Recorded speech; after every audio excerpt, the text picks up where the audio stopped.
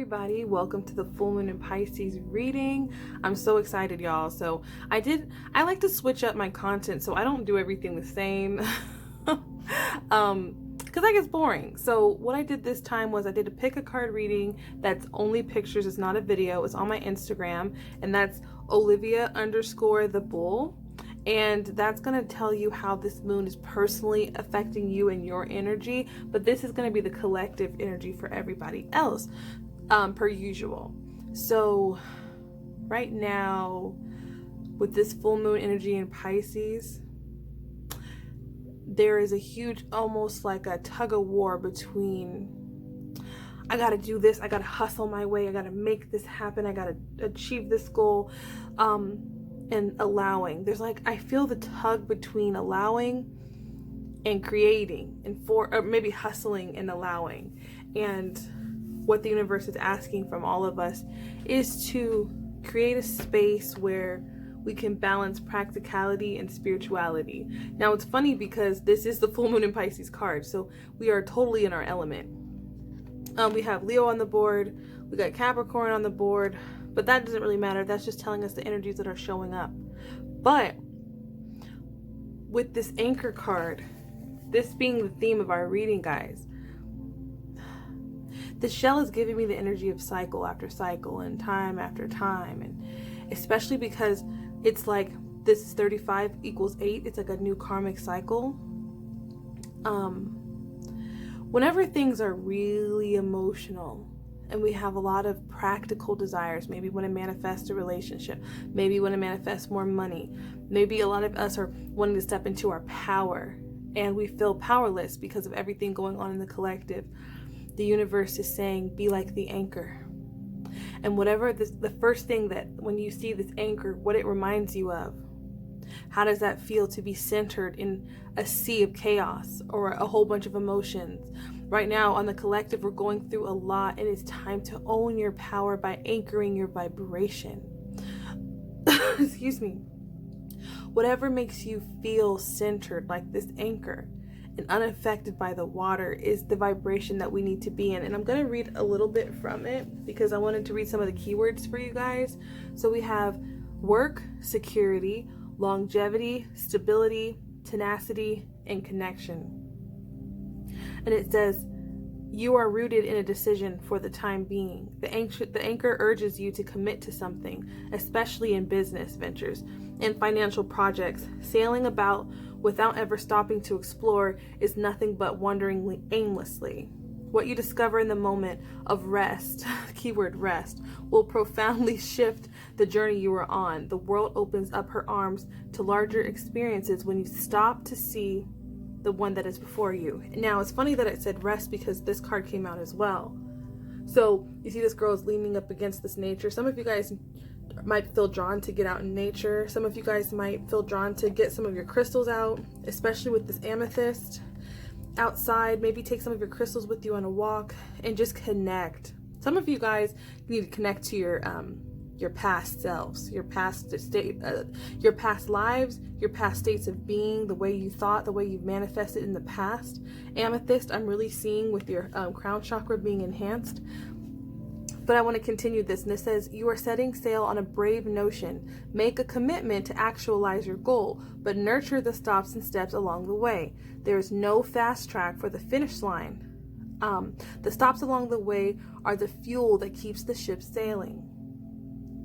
So it says, see the anchor as temporary roots that you grow along the way. Staying grounded during times of growth will keep you in a positive perspective.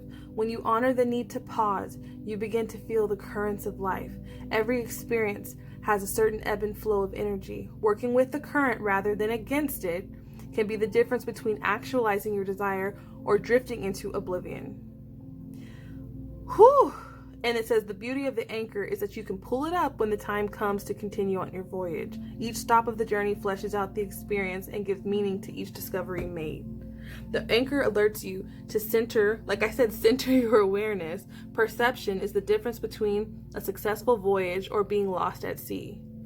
So what I'm seeing here with the anchor and the full moon in Pisces, balancing practicality and spirituality, like I said before. The anchor might need that you have a plan for your business. There's something that you want to manifest and you're feeling overwhelmed by the environment, the collective. Maybe you don't have enough resources, maybe you don't have enough money, but this is really about finding your tools to anchor yourself.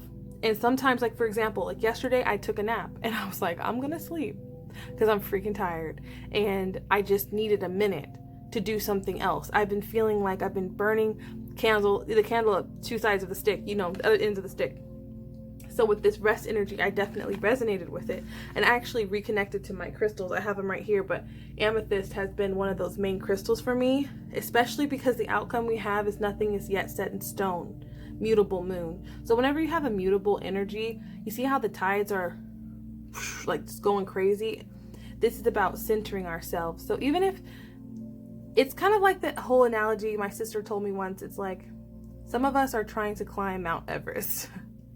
But in order to get to the top of the mountain, we have to understand that they don't just climb a mountain straight. They have to set up camp. They have to have supplies. They have to eat. They have to sleep. They have to go to the bathroom. It's a process. It's not about making it happen. So whatever goals you have, there's always a spiritual aspect, or even if it's not spiritual to you, it could be practical, like just believing in yourself. But it also has practical steps. So there's duality to it. And with this power energy, this full moon, you see how it looks like she's almost levitating? She's floating with this full moon in her crown chakra. Anytime you see the crown chakra, it's when you make a decision based upon what you know to be true intuitively. So with this, and it's number 16, so that reduces to 7. It's all about that wisdom. I see that whatever you're trying to manifest that seems impossible, that seems like it's been the longest road, it seems that you've been masking how you really feel about it because you don't think it's true with the full energy. You've been hiding your emotions about it. You've been putting on a good face about it. You've been a good sport about it. Now is the time to rest, because as you rest, you ascend. And as you ascend, baby, you're going to manifest this. So it's like maybe a lot of you guys have done all the work physically. You've done a lot. You've been of service. You've done the physical things. And now you're going to take in that water energy. And water goes with the flow. So when you're tired, you sleep. When it's funny, you laugh. When you're upset, you express it. So this is just being in that mode. And then we have an attitude of gratitude. So some of you guys just even writing gratitude lists, or just being thankful for where you are right now. Thankful that, you have had a lot of time to rest. This could deal with people in unemployment. This can deal with people who are in quarantine right now and feeling like maybe they've rested too much and now they need to add some practical steps, and vice versa. You'd have to take it how it resonates. But either way, I see you're attracting exactly who you are. So you see how it's almost like her crown chakra again is attracting something very similar to her. Some of you guys, this is in love. Someone who compliments you that's different from you.